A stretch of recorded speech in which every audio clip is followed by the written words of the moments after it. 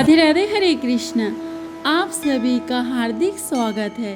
आज की वीडियो में शुक्ल तीर्थ, विष्णु तीर्थ, लक्ष्मी तीर्थ और भानु तीर्थ के महात्म का इन अध्याय को सुनते हुए अपने एक शब्द सुना। ऋषभ ऋषभ का अर्थ होता है खीर, जो देवताओं के लिए बनाई जाती है।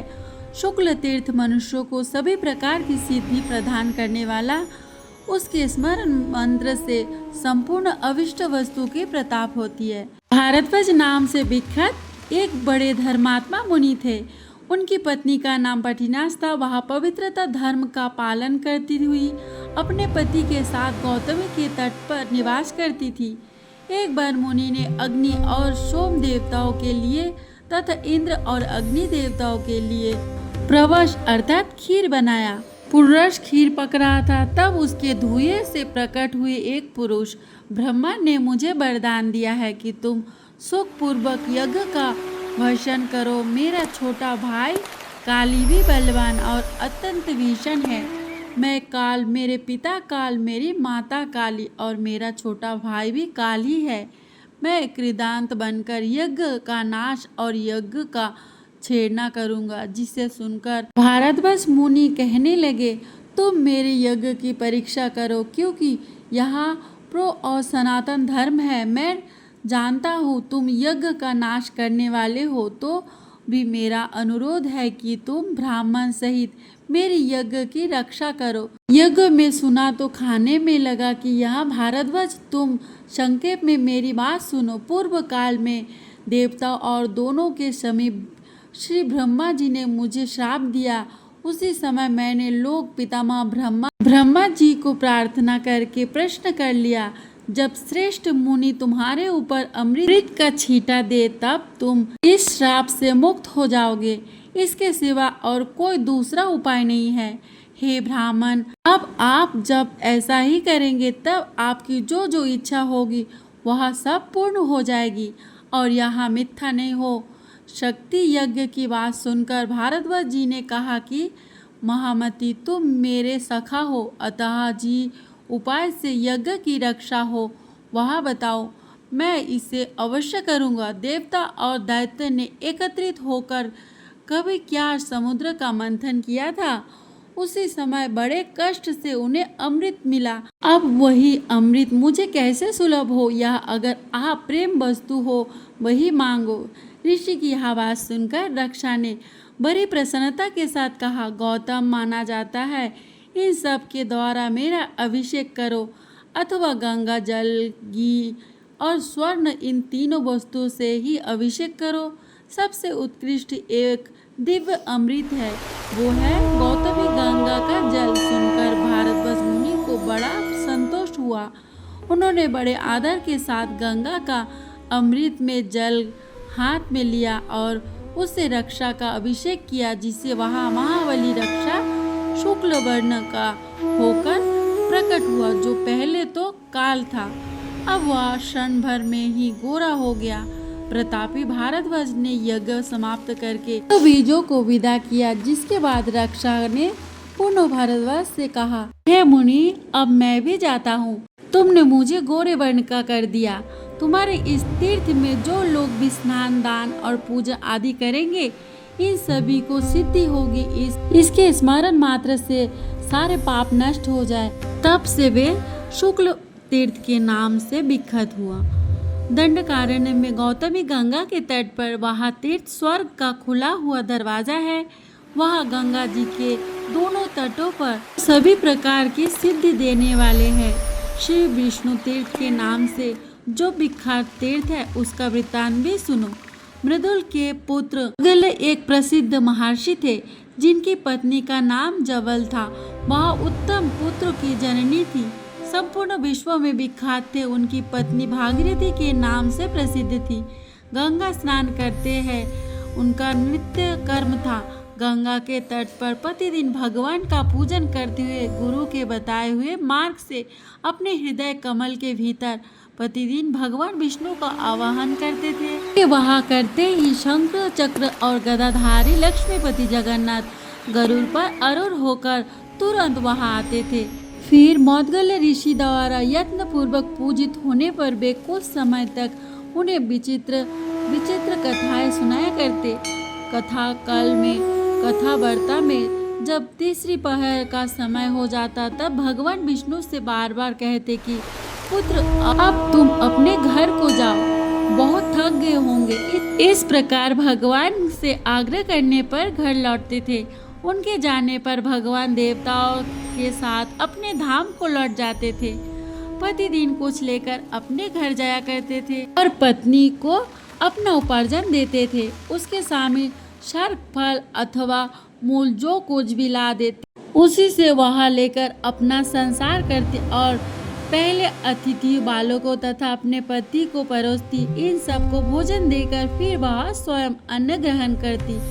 जब सभी लोग भोजन कर लेते तब वह अन्न ग्रहण करती और इसलिए मुनि प्रतिदिन रात में प्रसन्नता पूर्वक श्री विष्णु के मुख से सुनहरी कथाएं फिर सबको सुनाया करते। इस प्रकार बहुत समय व्यतीत होने के बाद अत्कल्य मुनि ने पत्नी, पुत्र, भाई, बंधु और माता पिता के साथ उत्तम भोग भोगे और अंत में मोक्ष भी प्राप्त कर लिया। तब से वह तीर्थ और श्री विष्णु तीर्थ के नाम से प्रसिद्ध हुआ। का स्नान भोग और मोक्ष देने वाला है। अगर किसी तरह उसी तीर्थ के नाम का श्रवण अथवा उसका स्मरण ही हो जाए तो फिर भगवान विष्णु प्रसन्न हो जाते हैं और वह मनुष्य पापों से मुक्त होकर सुखी हो जाता है। श्री ब्रह्मा जी कहते हैं, नारद, विष्णु तीर्थ के बाद लक्ष्मी तीर्थ है, जो लक्ष्मी की वृद्धि और दरिद्रता का नाश करने वाला है। उसका पवित्र इतिहास बताता हूँ, ध्यान पूर्वक सुनो। पूर्व काल की बात है, लक्ष्मी और दरिद्र देवी में संवाद हुआ। वे दोनों एक दूसरे का विरोध करती भी संसार में आई। तीनों लोकों में कोई भी वस्तु ऐसा नहीं है जहाँ यहाँ व्याप्त ना हो, और दोनों ही कहने लगे कि मैं बड़ी हूँ, मैं बड़ी हूँ। लक्ष्मी ने सलाह दी कि देहधारी का कलशील और जीवन मैं ही हूँ, मेरे बिना भी जीते भी मृतक के समान है। लक्ष्मी की बात सुनकर दरिद्र ने भी तर्क उपस्थित किया। नारद दरिद्र इस प्रकार कहने लगी कि मैं ही हूँ सबसे बड़ी, क्योंकि मुक्ति सदा मेरे ही अधीन है। जहाँ मैं जाती हूँ, जहाँ मैं हूँ, वहाँ क्रोध, स्वतंत्रता का भी अभाव रहता है। होने पर सभी प्राणी सम्मानित होते हैं। निर्धन मनुष्य सिवा के ही समाज तुल्य क्यों ना हो, सभी के द्वारा तिरस्कृत होता है। राहत है, मुझे कुछ दीजिए। ये वाक्य मुंह से निकलते ही बुद्धि, श्री लज्जा, शांति और कृति, ये शरीर के 5 देवता तुरंत निकलकर चले जाते हैं। गण और गौरख अभी तक टिके रहते हैं। जब तक मनुष्य दूसरों के सामने हाथ नहीं फैलाता तब पुरुष याचक बन गया। तब कहा गण और कहा गौरख जी, तभी तक सबसे उत्तम समस्त गुणों का भंडार और सभी लोगों का वंदनीय रहता है, जब तक दूसरे से याचना न करना पड़े। प्राणियों के लिए निर्धनता सबसे बड़ा कष्ट और सबसे बड़ा पाप है। लक्ष्मी ने यह दर्द युक्त वचन सुनकर दरिद्र बोली, लक्ष्मी, मैं बड़ी हूँ, यह बारंबार कहते हुए मुझे लज्जा नहीं आई तो श्रेष्ठ पुरुषों को छोड़कर सदा पापियों में ही रमती रहती है। जो तेरा विश्वास करता है तो उसके साथ वचन करती है, फिर बड़ी बड़ी डींगे कैसे हाँक रही है। तेरे मिलने पर मनुष्यों को जैसा भारी पश्चाताप भी पड़ता है, वैसे उसे सुख नहीं मिलता। मदिरा पीने से भी पुरुष को वैसा भयंकर नशा नहीं होता जैसे तेरे समीप रहने मंत्र से विद्वानों को भी हो जाता है। लक्ष्मी, तू सदा पराई पापियों के साथ निवास करती। भगवान शिव और श्री विष्णु के भक्ति, क्रीटा के महात्मा, सदाचारी, शांत, साधु, विद्वान, सूरवीर और बुद्धि वाले श्रेष्ठ पुरुषों में मेरा निवास है। यह भी सुन ले, पाप परायण, राज कर्मचारी, निष्ठुर, खल, जुगलखोर, लोभी, विक्रम, कृत, धर्मघाती, मित्र द्रोही, अनिश्चितकारी तथा हृदयहीन मनुष्यों में हिरण निवास है। इस तरह विवाद करते हुए वे दोनों मेरे पास आए। नारद, मैंने उनकी बात सुनी और इस प्रकार कहा कि पृथ्वी तथा आप अर्थात जल की दोनों देवियां मुझे ही से प्रकट हुई। स्त्री होने के कारण वे स्त्री के विवाद को समझ सकती है और कोई नहीं समझ सकता। उनमें भी जो कमंडल उससे प्रकट होने वाली नदियाँ है श्रेष्ठ है। उन सरिताओं में भी गौतमी देवी तो सर्वश्रेष्ठ है। अतः वीर तुम्हारे विवाद का निर्णय करेंगे। दोनों किसी और जल के पास गई और उन सब को साथ लेकर फिर गौतमी देवी पास पहुंची। भूदेवी और आपको देवी ने अर्थात जल देवी ने गौतमी से लक्ष्मी और दरिद्र का विवाद स्पष्ट रूप से कहलाया। उन दोनों ने विवाद को समस्त लोकपाल पृथ्वी और जल ही मध्यस्थ की तरह सुन रहे थे। उसे समय गंगा ने दरिद्र से कहा, ब्रह्म ऋषि तपश्री यज्ञ श्री कृति धन श्री यशस्वी विद्या प्रज्ञा सरस्वती भोग श्री मुक्ति स्मृति लज्जा धरती क्षमा सिद्धि तुष्टि पुष्टि शांति जल पृथ्वी हम शक्ति औषधि श्रुति रात्रि विस्तार है। अधिक सुनने से यह लाभ समस्त जगत लक्ष्मी में ही है।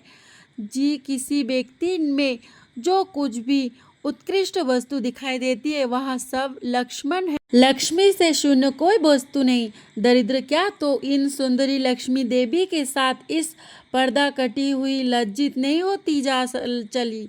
यहाँ से तब से गंगा का जल दरिद्र का शत्रु हो गया। अभी तक दरिद्रता का कष्ट उठाना पड़ता है जब तक गंगा जी का सेवन ना किया जाए। तब से लक्ष्मी तीर्थ लक्ष्मी नाशक हो गया है। तो सुनो, सरियती नाम से विख्यात एक परम धर्मात्मा राजा थे। उनकी पत्नी का नाम अष्टविष्टा था। रानी इस भूतल पर सबसे सुंदरी थी। संयमी पुरुषों में श्रेष्ठ विश्वामित्र कुमार ब्रह्म ऋषि मधुचंदा राजारती के पुरोहित थे। एक समय की बात है, वीर राजा श्रुति अपने पुरोहित को साथ लेकर विजय के लिए निकले। राजा संपूर्ण दिशाओं पर विजय पाकर लौटते समय मार्ग में सेनाओं का पहराव डाला गया। उस समय उन्होंने अपने पुरोहित को उदास देखा तो पूछा, विप्रवर आप इतने उदास क्यों है? मैंने तो पृथ्वी को जीता और बड़े बड़े राजाओं पर विजय पाई। यह तो महान हर्ष का अवसर है और ऐसे खुशी के अवसर पर आप दुखी हो रही है। सच सच बताइए क्या कारण है? राजा को संबोधित करके कहा कि राजन, अब एक प्रहर दिन रहेगा तब हम लोग यात्रा करेंगे। इसी में रात बीत जाएगी। उधर इस शरीर की स्वामिनी मेरी प्रियतमा के वशीभूत होकर मेरी राह देखते हैं। उसका स्मरण करके मेरा शरीर सूखा जा रहा है। कामजनक विकार उत्पन्न होने पर वह कमल के समाज मुख वाली सुंदरी जीवित तो मिलेगी ना। सुनकर राजा हंस पड़े और पुरोहित से कहने लगे, ब्राह्मण आप मेरे गुरु और मित्र हैं, फिर आप अपने आप को बार बार विडंबना में क्यों डाल रहे हैं?